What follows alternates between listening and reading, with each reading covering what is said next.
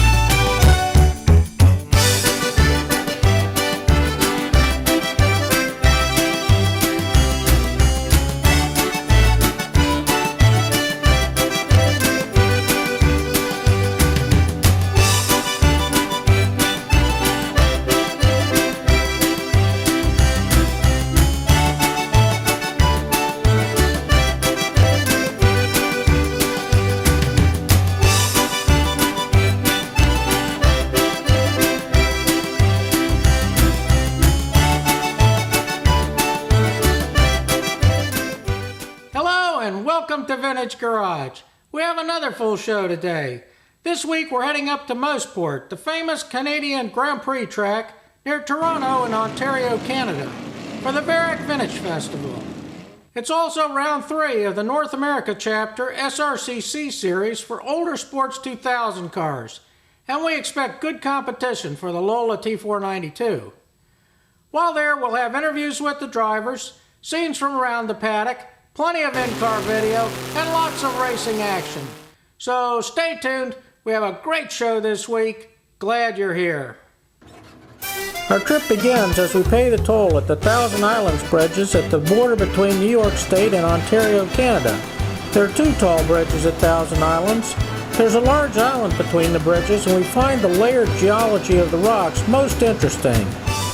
We're now on the second bridge looking east.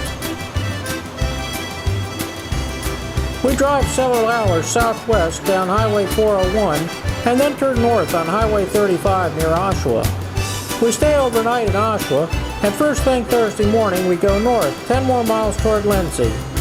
After a few more turns, we're at the entrance to Mosport. We cross the track and head into the paddock and turn up to the top tier to our favorite spot to set up. We arrived safely at Mosport after a very hot ride, and it's going to be another hot day today.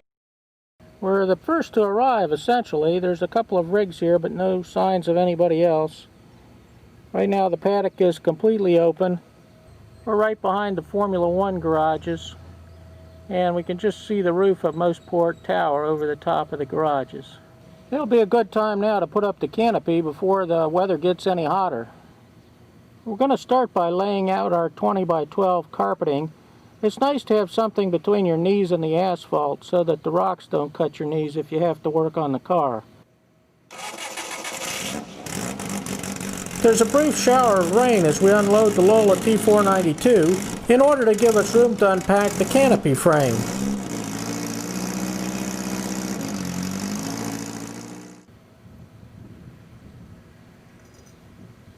We set up the frame and attach the green tarp to the frame with bungees.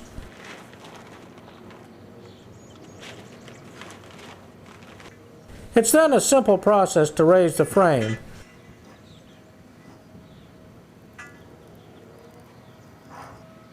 We'll tie it down to the trailer in case of wind later in the weekend. Other crews are starting to arrive and set up. This is the rig of Harvey Siegel and Lee Brayan. Behind their rig, another crew is erecting a canopy as well. After we finish setting up, we'll head over to the registration building to check in and pick up our race credentials. Registration is well organized with no line and no waiting.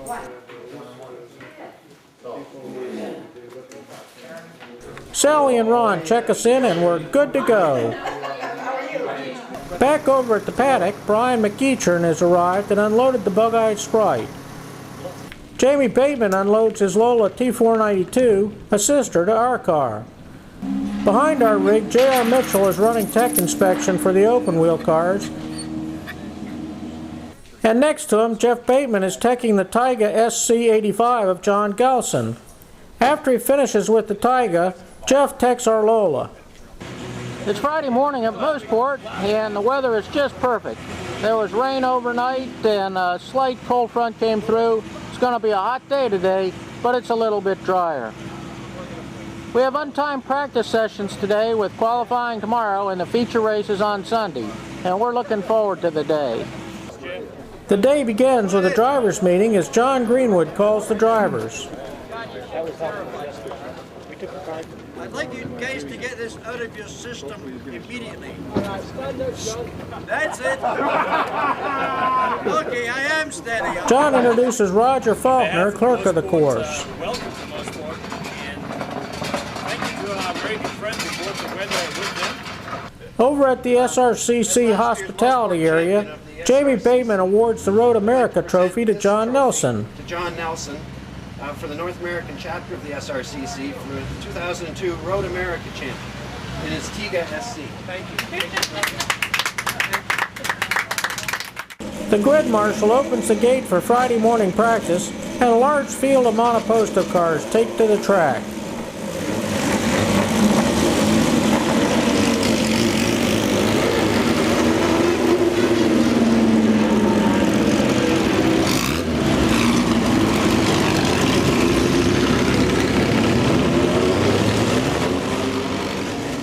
While the monoposto cars are out on the track, the SRCC drivers get in their cars. We'll be next out on the track. Scott Livingston gets the number 3 March 81S of Tom Kopich ready to go, and then straps himself in his March 83S. Up on the false grid, Michael Crume in the Bobsey C Sports Racer is lined up with John Nelson in the orange Taiga SC82 right behind him. Scott Livingston arrives on the grid. Behind him is the black Swift DB2 of Peter Gates and the white Taiga SC85 of John Galson. This event is the first outing for our new in-car camera setup. This is the unit we built in episode 17 of Vintage Garage.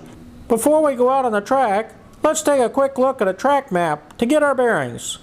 Then we'll get in our car and get in line behind them. A lap at Mosport begins as we cross the start-finish line and go under the pedestrian bridge at the top of the map on the pit straight, halfway between turn 10 and turn 1. We immediately find ourselves in turn 1, a very fast right-hander that we take in third gear. We shift to fourth gear approaching turn 2, a flat-out downhill left-hander, and we try to take a smooth line down the hill. We downshift to third before turn 3, a decreasing radius right-hander, and then shift back to fourth, approaching turn 4, another downhill left-hander, the fastest turn on the track, and our favorite place to pass. We brake hard for turn 5A, the entrance to Moss, and downshift to first gear for turn 5B, a sharp hairpin to the right. Turn 5C you hardly notice. It's just a kink in the Mario Andretti straight, but the track is uphill between turn 5B and turn 6, and your exit speed out of 5B is critical to getting a good run up the Mario Andretti straight. You barely notice turns 6 and 7, they're just kinks in the Mario Andretti straight, and we take them flat out in fourth gear. We downshift to third gear for turn 8, a very fast right-hander, and then shift down to second for turn 9, a sharper left-hander. We stay in second gear through turn 10, the last turn on the track. That brings us back to the front straight, across the start-finish line, where our hot lap will end. Now let's get in the car and see how the camera works. We leave our paddock spot and head up to the false grid.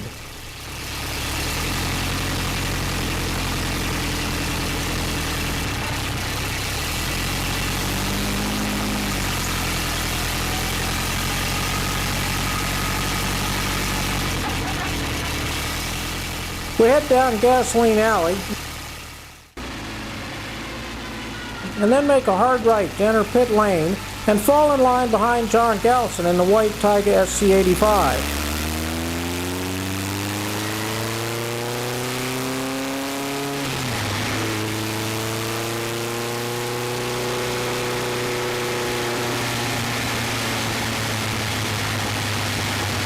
Pit out is between turns 1 and 2. We'll make a few laps to get our tires warm, and then we'll get out of traffic to make a quick lap. A lap at Mosport begins as we cross the start-finish line and go under the pedestrian bridge. We immediately find ourselves in turn 1, a very fast right-hander that we take in 3rd gear. We shift to 4th gear approaching turn 2, a flat-out downhill left-hander, and we try to take a smooth line down the hill.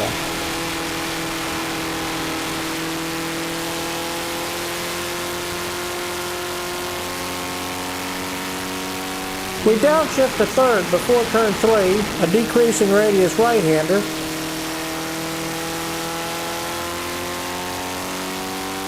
and then shift back to 4th approaching turn 4, another downhill left-hander, the fastest turn on the track, and our favorite place to pass. We brake hard for turn 5A, the entrance to Moss, and downshift to 1st gear for turn 5B, a sharp hairpin to the right. Turn 5C you hardly notice. It's just a kink in the Mario Andretti straight, but the track is uphill between turn 5B and turn 6, and your exit speed out of 5B is critical to getting a good run up the Mario Andretti straight. You barely notice turn 6 and 7, they're just kinks in the Mario Andretti straight, and we take them flat out in 4th gear.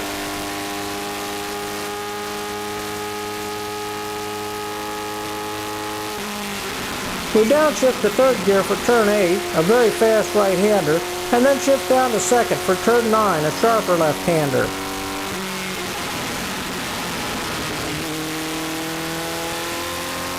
We stay in 2nd gear through turn 10, the last turn on the track. That brings us back to the front straight, across the start-finish line, where our hot lap will end.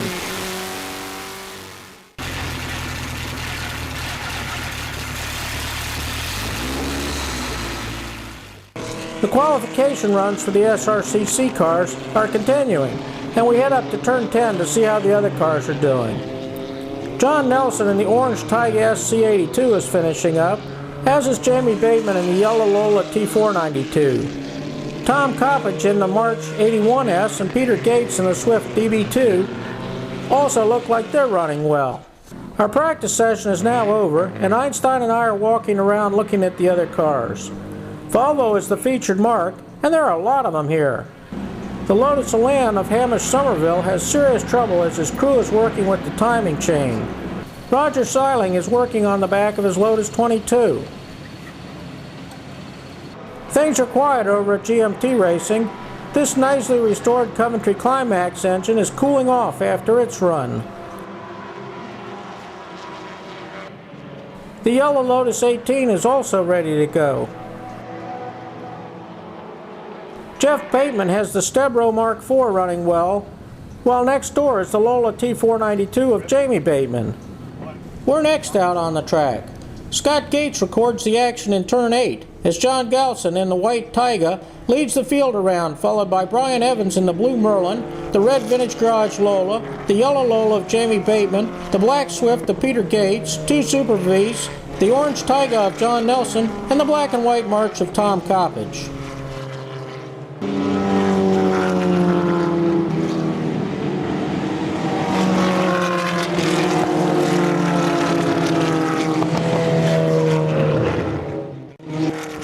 This is the Vintage Garage Lola T492 camera car.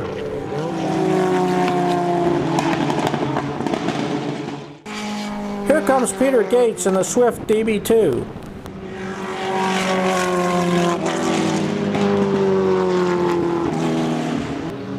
Jamie Bateman flies by in the other Lola T492 at full song.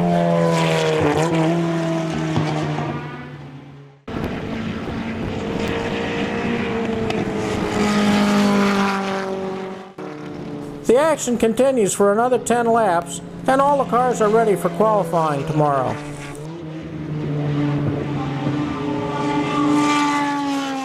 After the session ends, we walk over to interview John Galson, one of the stars of the SRCC Sports 2000 series, to learn more about his car. Hi, my name is John Galson. I'm from Westchester, Pennsylvania, and this is my 1985 Taiga Sports 2000. Let me show you a little bit about the car. The car has a double wishbone front suspension with coilover shock. The shock absorber is fully adjustable for bounce and rebound, and the spring ride height is also adjustable. Rack and pinion steering, double master cylinder with a brake bias adjustment, so you can adjust the brakes front to rear. This is the support for the nose section. The motor is a Ford Pinto Capri motor from 1972 to 1973, single overhead cam with a stock carburetor, header exhaust. The gearbox in the car is a Hewland 4-speed. All 4 speeds are adjustable. This is a rocker rear suspension, inboard shock coilover, fully adjustable for ride height. This is the sway bar. The car has dual side radiators with an oil cooler. The car's been running real well. I'm looking forward to qualifying tomorrow. It's Friday evening and we're over at the VARAC tent. The VARAC ladies have prepared a great meal for all the drivers and crews, and it's much appreciated.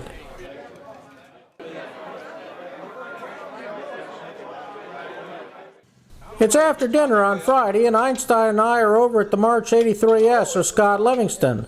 Scott is working on the rear shocks of the car, while the other drivers are helping him out by telling stories and kibitzing. Next door, Sean Yancey is working on a problem with the rear hub of his Van Diemen RF98. We'll head back to our spot and get the Lola ready for morning. It's Saturday morning at Mosport, and the crews that went into town overnight are arriving. It's going to be a hot and sunny day. We have a qualifying session this morning, qualifying race this afternoon, and we're looking forward to the day. We're up on the false grid for the start of the Saturday morning qualifying session for the small bore production cars. There's a huge field of cars. The grid marshal opens the gate, and the cars head out on the track, led by Mike Rosen in the VAY Special.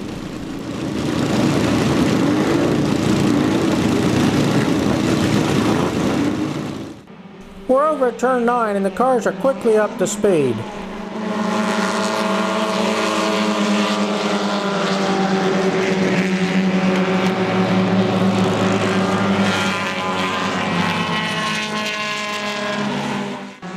This is famous motorsports photographer Bob Harrington photographing the action.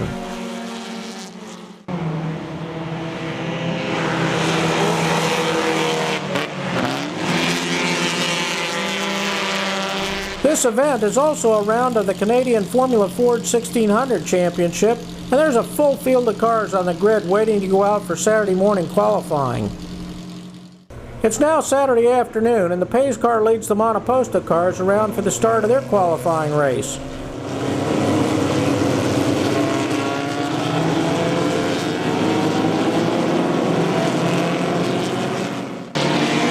The action is hot. Our qualifying race is next, so we'll head back to our pits and get in the Lola T492. As we come out of turn 10 for the start of the race, we're concentrating on having the car in the right gear and getting ready for the start.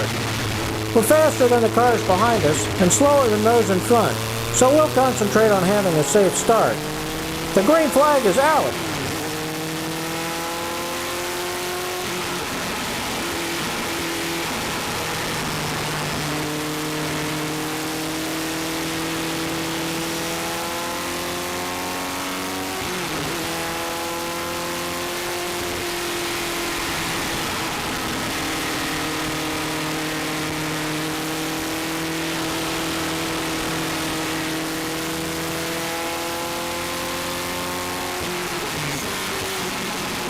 The field gradually spreads out, and we finish about where we started. We're over at the VARAC tent Saturday evening, and there's another great meal.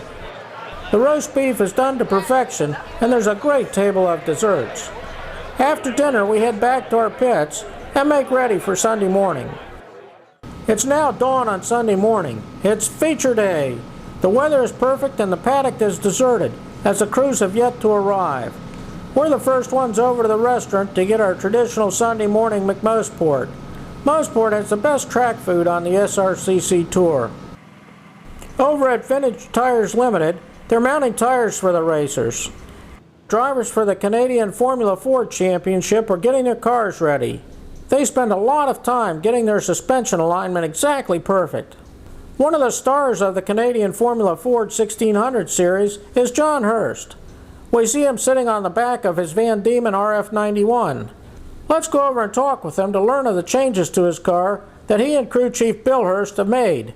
The 1991 Van Diemen is a Formula Ford, similar to what they run in Monoposto right now. It's got a stock 1.6 Ford engine that you might find in a Fiesta or an early Cortina.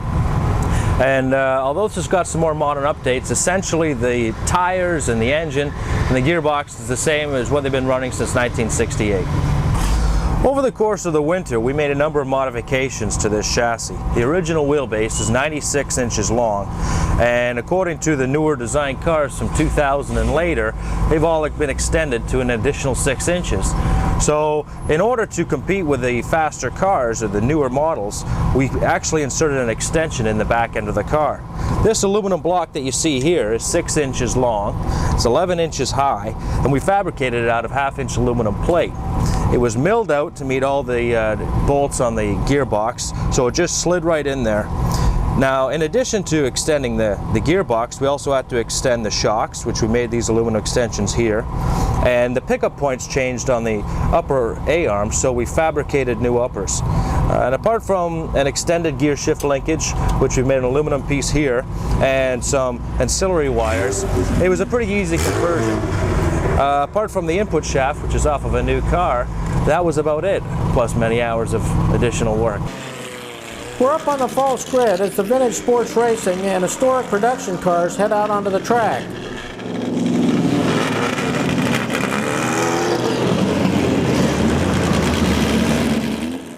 Over at turn 9, the action is hot.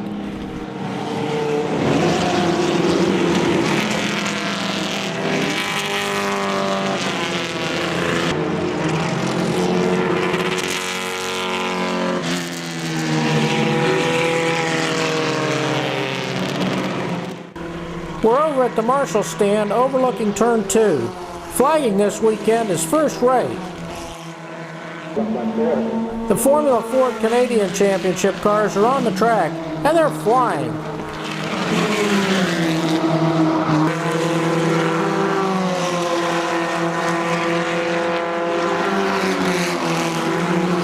We'll head back to our car now. It's time for our feature race. Due to a timing error, we're gridded near the front of the field for the SRCC feature race, with a large field of cars behind us as we exit turn 10 for the start of the race. Peter Gates in the black Swift DB2 is just ahead of us. The green is out. It doesn't take long for the faster Super Bs to go by and for things to get sorted out. We drop in behind Jamie Bateman in the yellow Lola T492. As we exit Moss and start up Andretti Straight, Tom Kopich goes by in the black and white March 81S, and then John Galson goes by in the white Taiga, dropping us the 6th SRCC car behind Livingston, Gates, Bateman, Kopich, and Galson. We gradually work up to the battle for 4th place between the Taiga and the Lola. We pass the Lola in turn 3,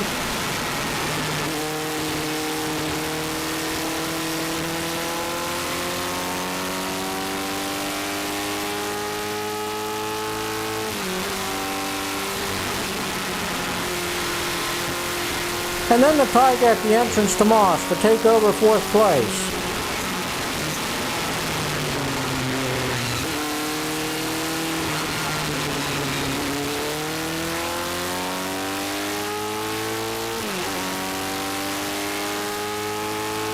Unfortunately, we can't make the pass stick, and the Taiga goes by on Andretti Straight. A lap later, we try again, but fail.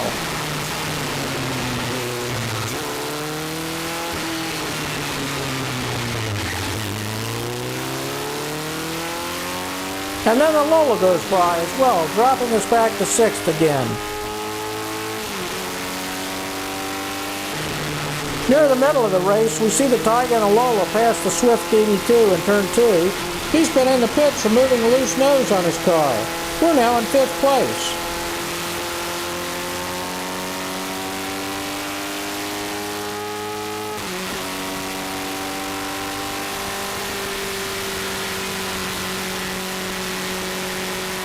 We retake the Lola at the entrance to Moss to take 4th place, and then go back to work on the Taiga. We keep the pressure on the Taiga, hoping it will break.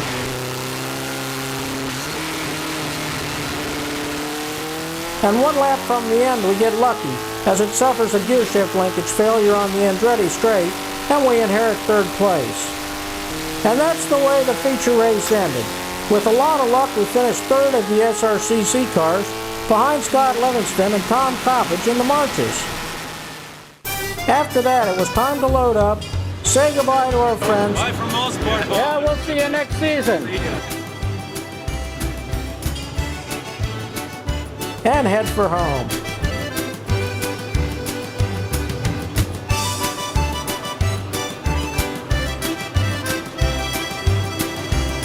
We had a great trip and look forward to returning to Mosport next year.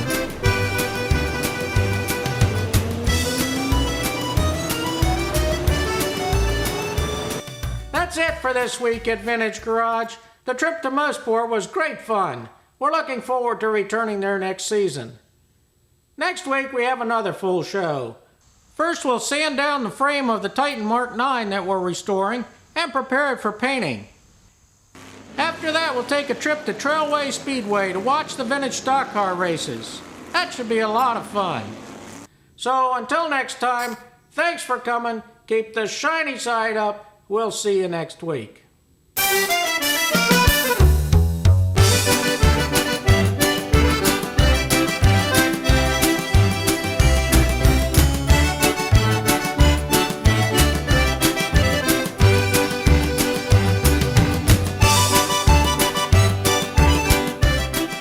More information about any of the projects we've worked on today, please visit our website at www.vintagegarage.com. There's a link to our email address on the website. Please email us. We'd like to hear from you. Till next time, keep the shiny side up. Thanks for coming. See you next week.